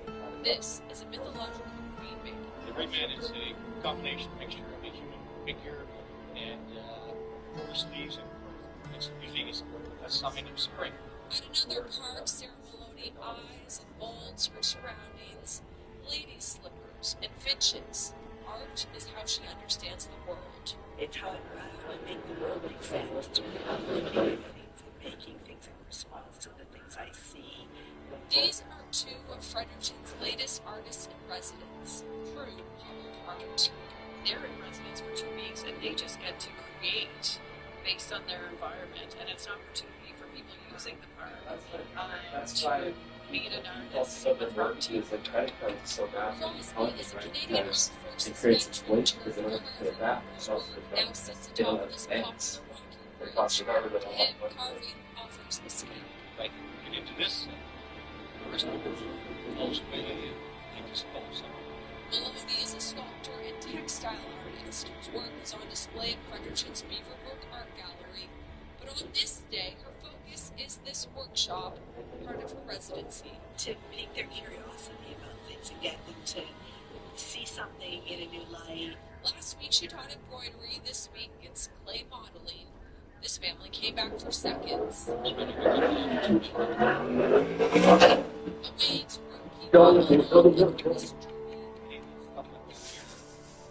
get to see it being created or done with my thought process.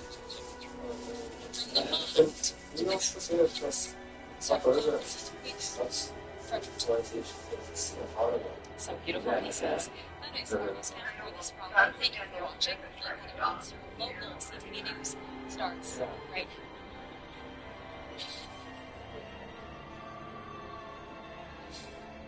now. You have all those citizens here that have to come out of our pockets, taxpayers' pockets, and it's like, okay, you pay tax to the government, so it's going to be. And also, you realize that's actually good to do that for the United States because that creates jobs. Having all those politicians, that creates jobs.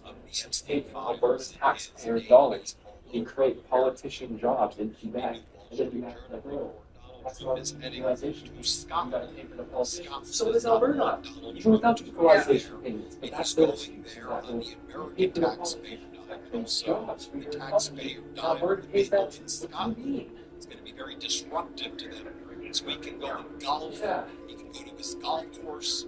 He can be involved in personal business. Now the people in Scotland are telling Donald Trump how they feel about it.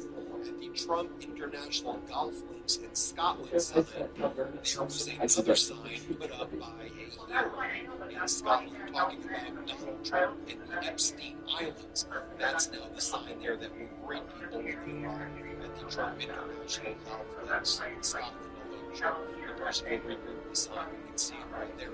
I'll show you the front page of the national shout out to all the people there. was all the resistors in Scotland, all the minus in Scotland right there. Here's the front page. This is what should be reading. That sexual abusing, despicable, primitive, the other thing that they just disgraces the world. Convicted U.S. felon to arrive in Scotland. Republican leader who was found liable for sexual abuse and defamation will visit golf courses. Yeah, what a despicable vile person he is. Scotland doesn't want their stand up Scotland. As Donaldo writes, a visit of Donald Trump will require the biggest police operation in Scotland since the death of Queen Elizabeth. Police Scotland has said it's a personal visit to his golf course. So why are we, the Scottish taxpayers, having to pay for his protection?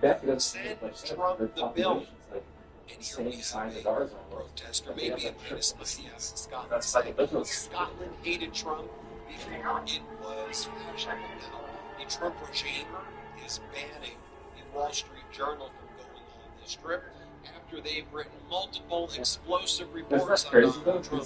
One involving Trump sending a 50 call to Jeffrey Epstein back in 2003 with a message that says something like, enigmas never age, our secrets, may they always remain secret. This was at the height of Epstein's sex trafficking ring. So Wall Street Journal is banned for writing that, and the Wall Street Journal wrote another blockbuster report next week that back in May, Donald Trump was briefed by the Attorney General. Epstein was all over the Epstein files in the possession of the DOJ and FBI, and then Donald Trump said it's a hoax. It's a hoax. Created by Obama and Comey. Oh, by the way, my former criminal defense attorney, who now I made the number 2 in the Department of Justice, Deputy Attorney General, Todd Blanche. Please go meet with Ghislaine Maxwell. Go and see her. Don't listen to what the victims have to say. Listen to what the sex trafficker Ghislaine Maxwell has to say, and then maybe she'll say things in exchange for, I don't know, a pardon or a reduction in sentence. Let's take the word of the sex trafficker. The victim, silence the victim. Oh, I believe despicable as that is. But as Matthew Kurtz accurately points out, it's bad that the White House is banning the Wall Street Journal from his trip to Scotland, but I think the bigger scandal is that the President of the United States and his entourage are flying to Scotland on the public's dime so he can open a new 18-hole golf course at his resort. We see this sign as well, Scotland against Trump. Remember the last time Donald Trump was in Scotland at his golf course? You remember? He went there to run away from the E. Jean Carroll sexual assault trial, where Donald Trump was found liable. He's officially a sexual predator. He was found liable by a federal jury in a civil case for sexually assaulting Jean Carroll. Donald Trump was too cowardly to even testify in his own defense and to show up at the trial. Instead, what Donald Trump did is he fled to Scotland, and he was on his golf course. Remember, Donald Trump said to the press, he lied, he said, oh, I'm going to go back and I'm going to confront that woman. He says, I'm going to confront E. Jean Carroll. Did he come back and confront her? No. Well, exactly. She also said that. He's a coward staying in Scotland. Here's a reminder. She was like, yeah, they shouldn't be doing that. And I was like, well, why do you do that? And I believe Scotland, I have to leave her alone. I don't have to, but I choose to space that is allowed now against the rich guy. I said that. My case against the famous rich king. And I have to go back, and I have a judge who's extremely hostile. And I'm going to go back, and I'm going to confront this one. This woman is, and it shouldn't be allowed. More news breaking as well, linking Donald Trump to Epstein as though the mountain of evidence is already talked about countless times on the Midas Touch Network is not enough. The New York Times is reporting that Donald Trump also sent Jeffrey Epstein a signed copy of his book back in 1997. Yeah, they must have just got recently. Donald Trump wrote a love note to Jeffrey Epstein. To Jeff, you are the greatest, is what Donald Trump said. You can see Donald Trump's love note to Jeffrey Epstein right there. Also, the New York Times has confirmed that Donald Trump was indeed listed as a contributor to Jeffrey Epstein's 50th birthday book. The New York Times published a page from the book, a letter handwritten by Ghislaine Maxwell. It should be noted that Donald Trump sent his former criminal defense attorney turned number 2 at the Department of Justice, Deputy Attorney Todd Blanche, to meet with Elaine Maxwell. Todd Blanche is close friends with Elaine Maxwell's attorney, a guy by the name of David Oscar Marcus. They were on each other's podcasts all the time. It's about to be August. They held a meeting together. Todd Blanche said that it was a productive meeting, good meeting with the sex trafficker, good meeting, and maybe in the future at some time they will discuss the contents of what took place. Audio recording, you can do a transcription. You're not going to release that. This is such a foul cover-up taking place in plain view. Just so you can see for yourself. Right here is just one of the many interviews that Todd Blanche, the number 2 at the DOJ, Trump's former criminal defense attorney, did with that guy, David Oscar Marcus, Elaine Maxwell's lawyer. And notice that this is how Todd Blanche refers to Donald Trump. He goes, Trump is an enigma. He's an enigma, everybody. You're playing this clip. And he was all bang. And we had a conversation. I went with my wife to have dinner with him and his wife a few weeks later. And we clicked. You know, he's an enigma. He's an interesting guy. Everybody in this country, most people in the world, they have an opinion about him. But I thought that Trump and his orbit don't use the word one. Remember I showed you clips of Donald Trump using the word one. Donald Trump says, I never use that word one. Here's Donald Trump using the word one. Now, Carson's an enigma to me. I didn't say it. Carson's an enigma. And of course, we know from Donald Trump's 50th birthday letter to Jeffrey Epstein, Donald Trump says, enigmas never age. Have you noticed that? A pal is a wonderful thing. And may every day be a wonderful scene. How gross and ghastly is that? A reminder, here's the deposition testimony that's gone over viral of Jeffrey Epstein, where Jeffrey Epstein invokes his Fifth Amendment against self-incrimination and asks about whether he and Donald Trump hung out with girls under the age of 18 together. You're playing this clip. Have you ever had a personal relationship with Donald Trump? Have you socialized with him? Yes. Have you ever socialized with Donald Trump in the presence of females under the age of 18? Die. Yeah, You know what, I'd like to answer that question. Ladies today,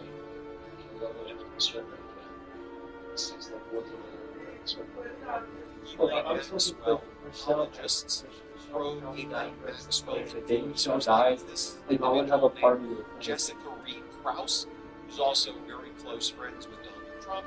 She gets the VIP treatment at the White House. She was one of the influencers who held the binder that said Phase 1 Epstein files back in February.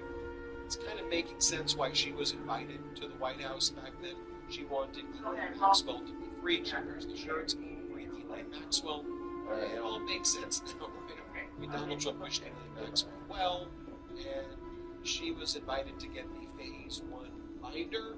There was no Phase 2 and 3. That's when Pat Bondi said that the rest of the files are going to be released. Anyway, I bring up Jessica Reed Krause because she kind of attacked our reporting. She said, be wary of all the Epstein media edits circulating.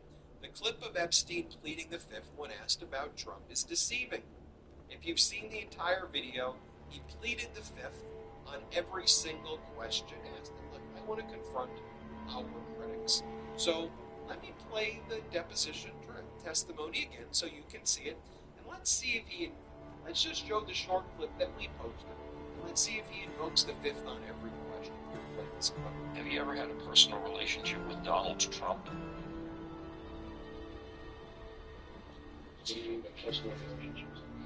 Have you socialized with him? Yes. Have you ever socialized with Donald Trump in the presence of females under the age of 18? You know what I'd like to answer that question, what he's doing, since the 14th. So he did not invoke the fifth on every question. There were two questions. First, do you socialize or do you have a relationship with Donald Trump? He asked for clarification. Epstein did, and then he answered, yes, I did. So he didn't invoke the fifth there. And then separately, he was asked, did you and Donald Trump ever? It's a pretty basic question.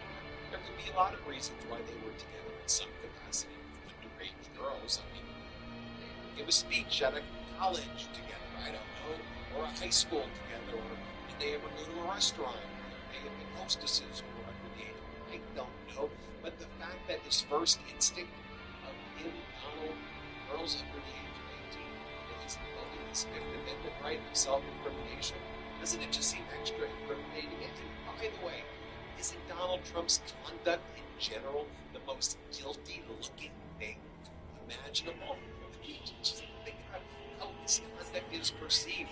The way he's going, oh, we need to be focused on Obama. Focus on Obama, everybody, from 2016. Seriously? Or Donald Trump saying, it's the Epstein hoax, it's the hoax, or I never wrote that letter, I never wrote that letter. I mean, well, why wouldn't you, if you weren't engaged in some really foul thing, why wouldn't you just say, hey, you rich people who knew each other in Palm Beach, who knew each other, you know, that's what happens when you live in Palm Beach. I still wouldn't believe it, but you could have went there. Instead, you said, Epstein's a hoax, it's all a hoax, she's a hoax, this is a hoax. It was created by Comey, dad of the lead prosecutor in New York, created this hoax in order to find and again, go back and everybody watch all of the videos of that. I've laid out all of the stuff we know already on how Donald Trump and Mar-a-Lago brought in underage girls and Smalley, Virginia Giuffre, who were recruited by Epstein and sex trafficked. I broke down a 14-year-old Jane Doe underage girl who was at Mar-a-Lago, and she alleges that Epstein brought her there and pointed to her and said to Donald, you like this little girl? You like this one? And then, of course, Trump's appearance on the flight log, the deposition, saying Epstein's a great guy who likes women on the other side. There's so much stuff. I don't want to sound like I keep repeating so but there's a reason why Donald Trump's approval amongst independents right now is 29%, according to the new Gallup poll, because he is a vile sexual predator. He is a liar. He's just a horrible person, and people hate him. Right now, his overall approval is 37%, on immigration 38%, on the economy 37%, on trade 36%, on the budget 29%. I mean, horrific numbers. It just it's gonna make these people super mad, right? And like I said, that ain't my goal. That's just happening in the process. My goal is to do God's work. There's going to be a lot of people I hope do business deals with. And me and Christina are probably going to open up an LLC any way we can. There's that branch thing again. I don't know what the hell that is. Every time I go by here, there's like this branch. And you just hear it over and over again. I mean, how is that even possible? Is it like an echo in time? Unless it's like a squirrel that's really smart. I don't know. That time I only heard it once. Usually I'll hear it like repeat itself. We got pretty avoided. You know what I mean? Like I said, best martial artist in the world, in the country. You can tell by looking at me. That's what I am looking at. I'm Batman. See, that's the thing. I don't know who told y'all to talk like that, but that's not real. I've never had anyone approach me and say, you're not who you are. Everybody know who I am. Everybody know how I get down. What do you mean? Yeah, nothing over here is in question. You're being questioned. Your character's in question. Mine sure ain't. Yeah, and that's the greatest thing about credibility. When you got all the credibility, especially when it comes to doing radio, you go in there. I must We're wait. gonna keep running. They can't do nothing about it. Nothing. They can't do nothing. These people are powerless, just like I told you. We're powerless like I made you. Alright? Like I said, we stay winning, smiling, looking good, right? Like joking with each other. My smile, that's something that nothing could stop me. You know, I done been through all. Everything. Anything had to offer. The devil shut down mail, female witness stuff, shut down all shut down all shut down all I wouldn't just call it the thing they do out to the enemy. I mean, I really do. That's the difference.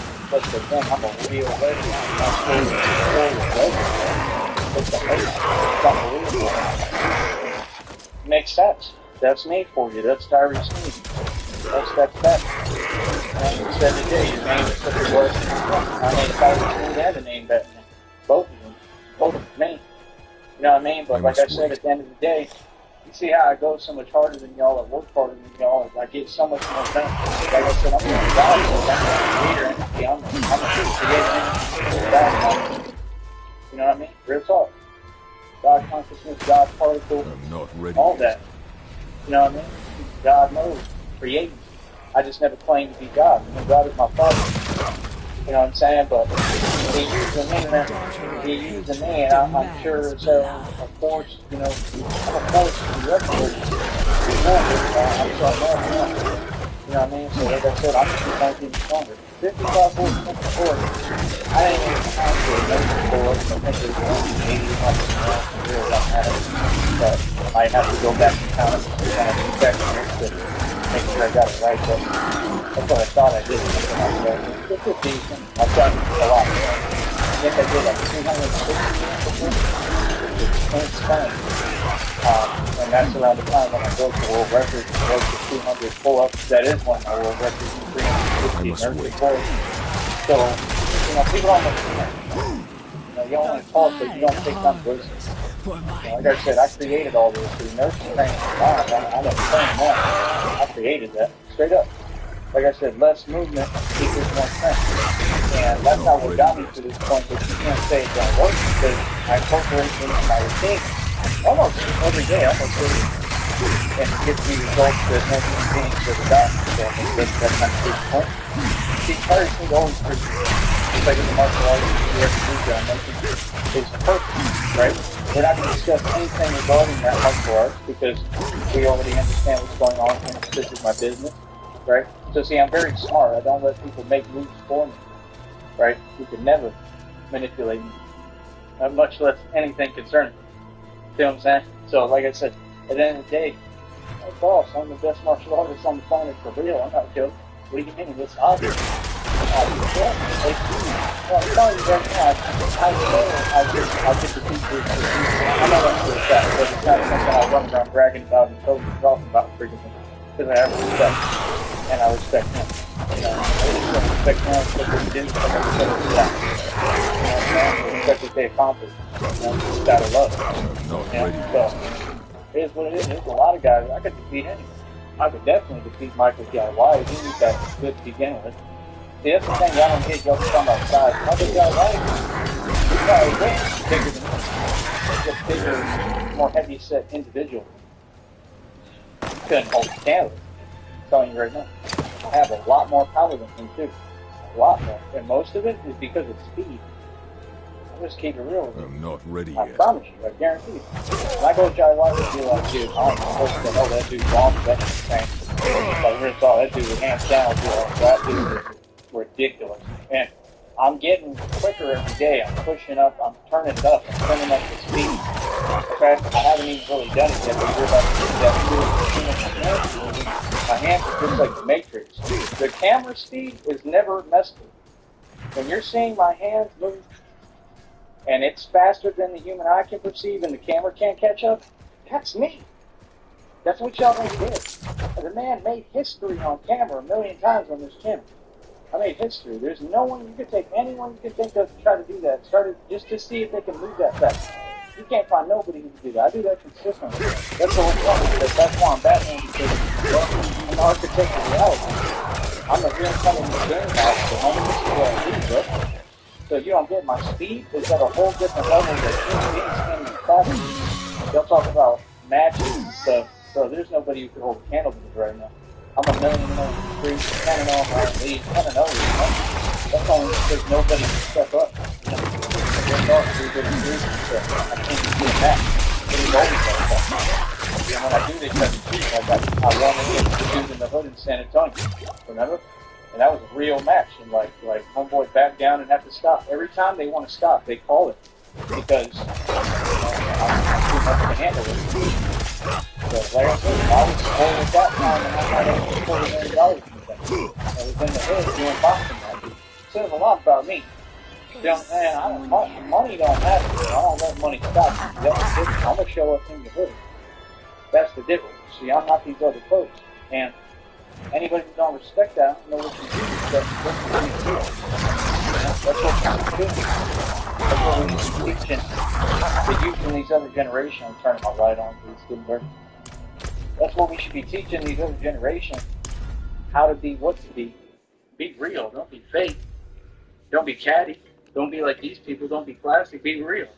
It's all about being real. So like I said, at the end of the day, I mean, we just got to put our mind to it.